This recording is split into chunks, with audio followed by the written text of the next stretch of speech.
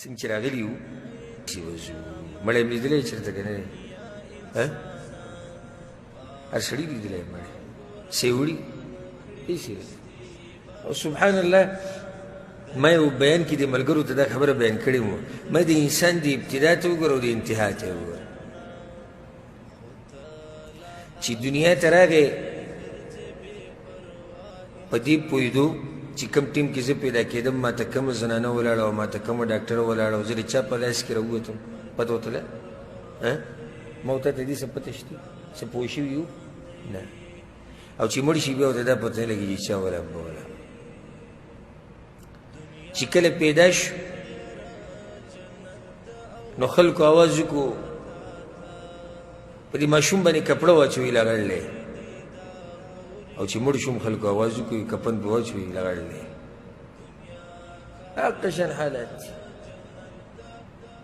او چې کله دنیا ته راغی وی لمبوي چې پاک شي که نه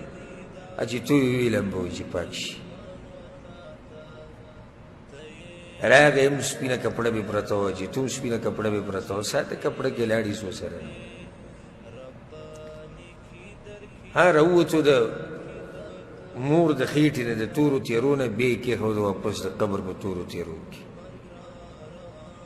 د مور د خېټې نه راوتو دلته د قبر په خېټه کې پرېوتی دي یو شی دی خو دلته صرف دا ده که څه دې کړي نو بیا د قبر د خېټه دله بیا ډېره ښه ده ډېر هوښیار سړی دی چې دغه تیرو له ځان له څه وکړي او دغه ځي له ځان له تیار کړي او ځکه ما دې خبرې ته